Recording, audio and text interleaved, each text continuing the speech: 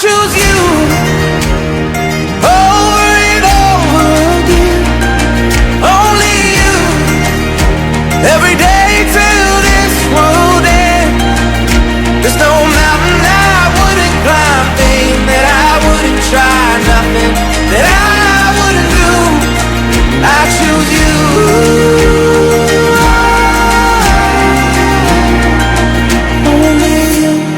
Thank you, Daddy, for giving me unconditional love. Thank you for standing by my side for the last 28 years.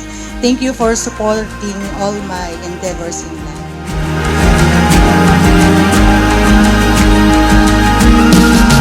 I choose you over and over again. Only you. Every day till this world ends. There's no mountain I wouldn't climb, thing that I wouldn't try, nothing that I wouldn't do. I choose you.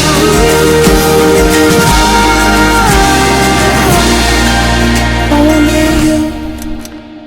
Tayo ay babalik sa simula. As we stated today, 28 years after, we first promised ourselves to each other. My heart is filled with gratitude for every moment we've shared. Ating unang pahina, ang hakbang sa pagiging isa, habang buhay.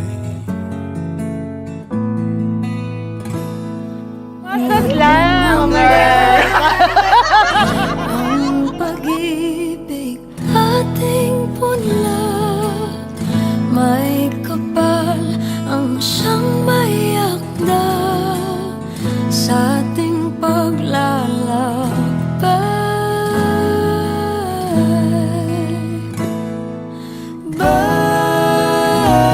Balikan ating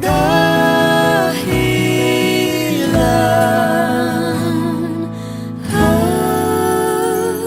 Pag So, ang simple lang ng baw ko, ikaw yung magiging palagi ko. Palagi kong aawayin. Para po tumaas yung BP niya kasi bumagsak yung nakaraan.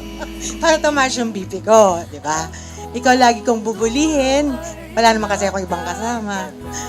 Ikaw yung lagi kong aasarin kapag nagtatalo tayo kasi hindi naman ako magpapatalo.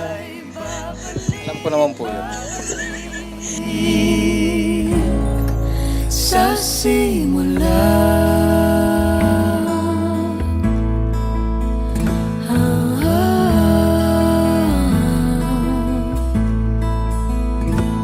Kung dumating man ang unos na dala ng ulan, lagi mong Mylene, In the name of God, in the name of God, I take you I take you to be my wife. to be my wife. Mark, In the name of God, in the name of God, I take you I take you to be my to be my husband. husband.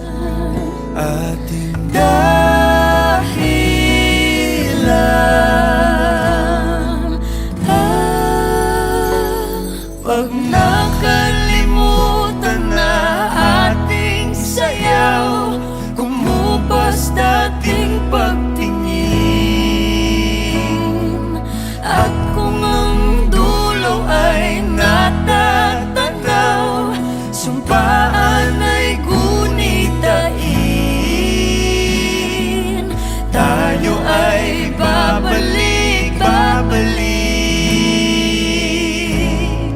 sa simula. Kung maliligaw, ikaw ang linaw, di ka bibitawan. Sa sigwa o araw, dilim o bughaw, ikaw ang sigaw. Na kung saan siya talaga yung nagpatibok ng puso na sinabi niyo po, Ito yung babaeng aking mamahalin, papakasalan, at siya yung magiging ina ng aking mga anak. Ang tulo ay natatanaw, sumpaan ay gunitain. Tayo ay babalik, babalik. Pag nakalimutan na ating sayaw, kumupas Thank na. you for sharing 28 wonderful years with me and our children. And we hope to have more years to come together with God's grace. I love you.